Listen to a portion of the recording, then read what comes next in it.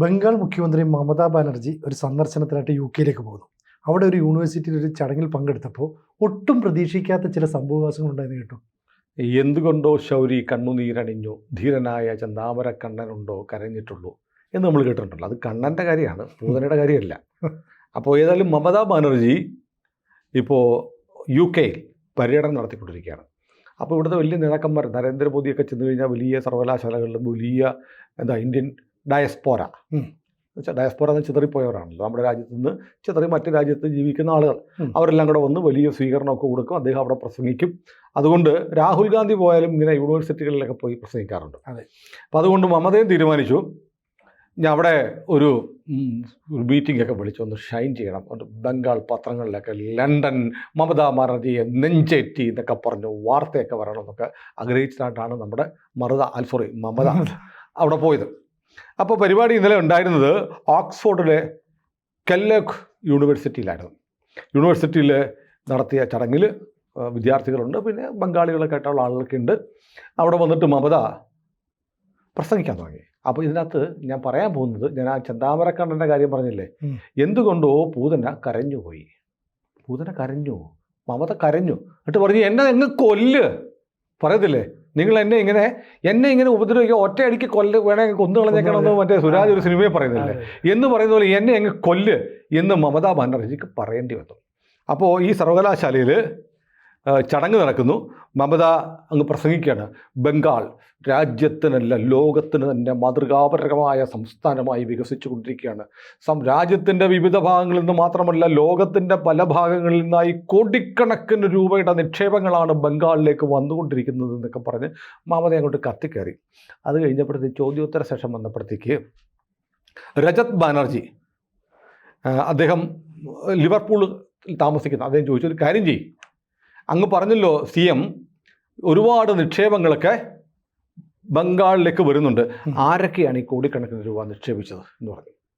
ഉടനെ മമത ഒന്ന് ചമ്മി. എന്നിട്ട് മമത പറഞ്ഞു, അതൊരുപാട് പേരുണ്ടാവും, ചിലപ്പം IBM കാണും, ചിലപ്പോൾ ടാറ്റ കാണും എന്നൊക്കെ മമത പറഞ്ഞു.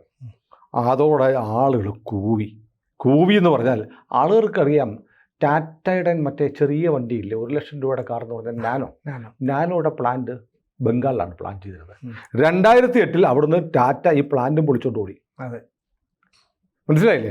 എന്നിട്ടാണ് ഇപ്പം മമത പറയുന്നത്, അവിടെ ഒരുപാട് നിക്ഷേപം കോടിക്കണക്കിന് വരുന്നുണ്ട്, അതിൽ IBM പോലെയുള്ള കമ്പ്യൂട്ടർ രംഗത്തെ മൾട്ടിനാഷണൽ കമ്പനി മുതൽ ടാറ്റ വരെ ഉണ്ടാവാം എന്നൊക്കെ പറഞ്ഞപ്പോൾ ആളിലപ്പോൾ ചോദിച്ചു, ടാറ്റ നിങ്ങളുടെ കാലത്ത് നിങ്ങളെ പേടിച്ചല്ലേ ടാറ്റ ഓടിയത് എന്ന് ചോദിച്ചു. ദീദിക്ക് ഭയങ്കര ചമ്മലായിപ്പോയി. അത് കഴിഞ്ഞിട്ട് പിന്നെ ഇങ്ങനെ വന്ന് അത് കഴിഞ്ഞപ്പോൾ ഒരു സംഭവം ഉണ്ടായെന്ന് വെച്ചാൽ അത് നമ്മൾ പറയാതിരിക്കാൻ പറ്റില്ല. ഒരു 7 പിള്ളേർ ഒരു ബാനറൊക്കെ ഇങ്ങ് പിടിച്ചിട്ട് പറഞ്ഞു, 2003 തദ്ദേശ സ്വയംഭരണ തെരഞ്ഞെടുപ്പിൽ വയലൻസ് അക്രമം കൊണ്ട് ജയിച്ചവളാണ് ഇവൾ മമത എന്ന് പറഞ്ഞ് 7 വിദ്യാർത്ഥികൾ ഒരു ബാനർ എടുത്ത് പിടിച്ചു.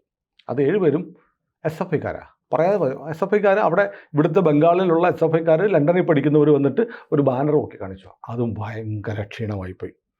എന്നിട്ട് പറഞ്ഞു, നിങ്ങൾ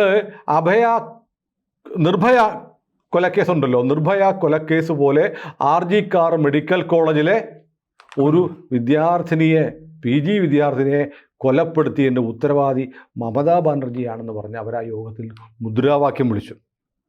ഉടനെ മമത എണീറ്റ് നിന്നു. മമത അങ്ങോട്ട് വീതുമ്പി, നിങ്ങൾ ഇവിടെ രാഷ്ട്രീയം പറയരുത്, അങ്ങനെയൊന്നും അല്ല, നിങ്ങൾ ഒരു കാര്യം ചെയ്യൂ, ഇത് വിദേശമല്ലേ, വിദേശത്ത് വെച്ച് ഇങ്ങനെ പറഞ്ഞാൽ നാണക്കേടല്ലേ, ഇത് ഇവിടുത്തെ പത്രങ്ങളും ഇവിടുത്തെ രാജ്യമൊക്കെ അറിയത്തില്ല, നിങ്ങളൊരു കാര്യം ചെയ്യൂ കുട്ടികളെ, നിങ്ങൾ കൽക്കട്ടയിലേക്ക് വരൂ, കൽക്കത്തയിൽ വന്നിട്ട് ഇത് പറയൂ എന്ന് പറഞ്ഞു. മമതയല്ലേ ആള്.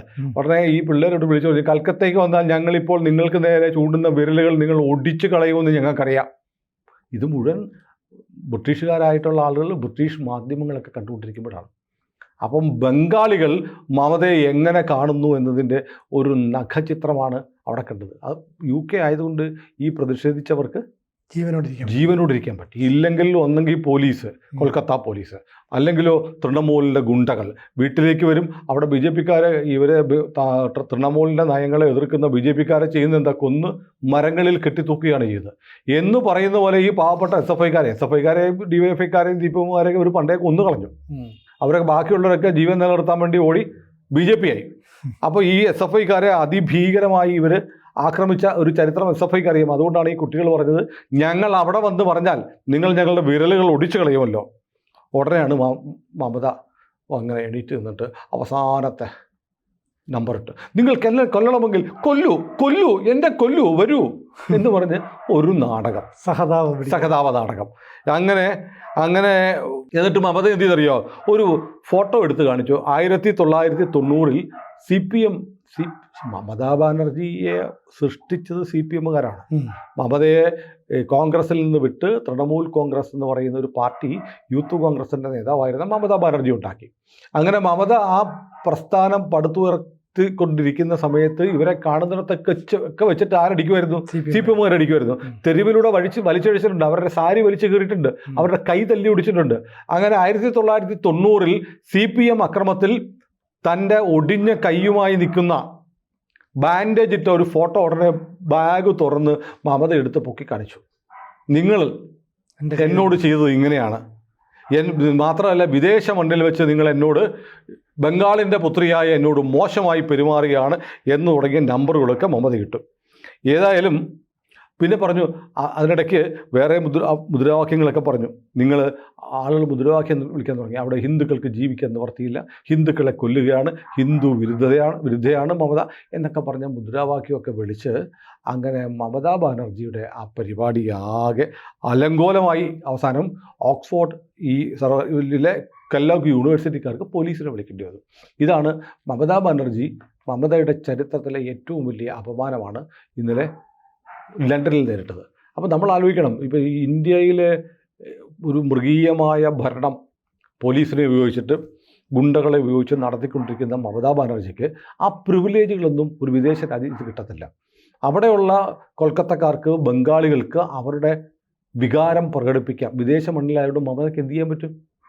ഇനി എന്തെങ്കിലും ഇവർ തിരിച്ചു വരുമ്പോൾ വേണമെങ്കിൽ എന്തെങ്കിലും കള്ളക്കേസ് കൊടുക്കാം. പക്ഷേ അവിടെ വെച്ച് പ്രതിഷേധിച്ചു എന്നും പറഞ്ഞ് ഒരു കേസ് എടുത്താൽ അതിൻ്റെ ലീഗാലിറ്റി എത്രമാത്രം ഉണ്ടെന്ന് അറിയത്തില്ല.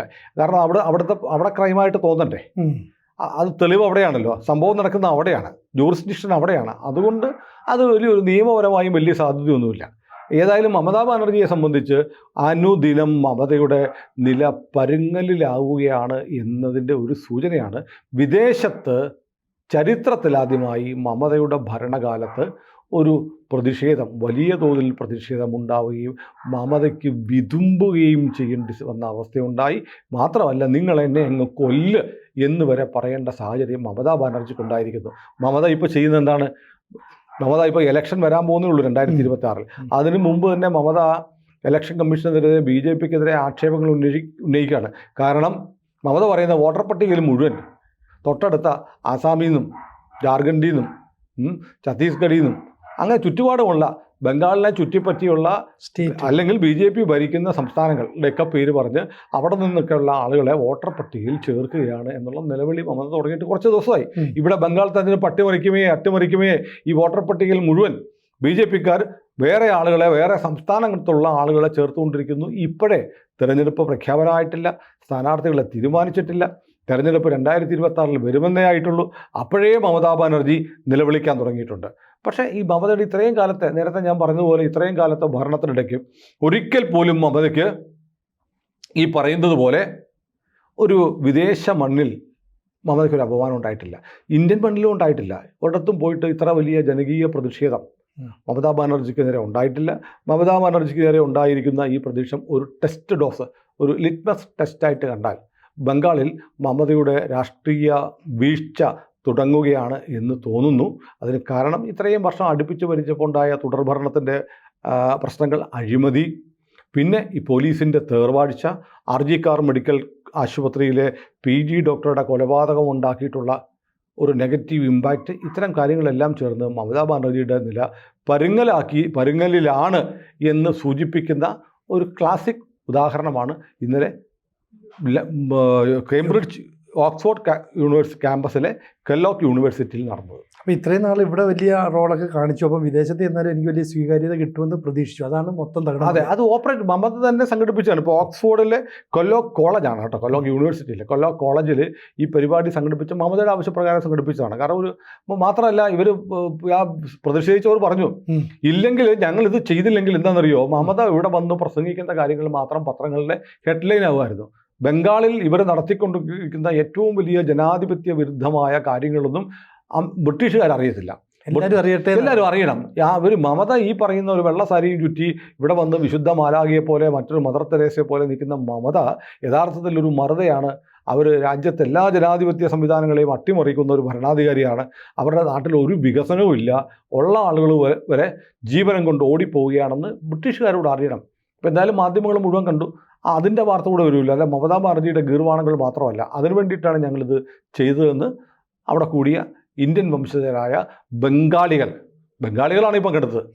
അവർ പറഞ്ഞിട്ടുണ്ട്. എന്തായാലും തൃണമൂൽ കോൺഗ്രസ്സിന് ബ്രിട്ടനിൽ യൂണിറ്റ് ഇല്ല എന്ന് ഉറപ്പായി, അല്ലേ? അതെ. കൂടുതൽ വാർത്തകളും വിശേഷങ്ങളും നിങ്ങളിലേക്ക് എത്താൻ ABC മലയാളം സബ്സ്ക്രൈബ് ചെയ്യുക, ബെൽബട്ടനും അമർത്തുക.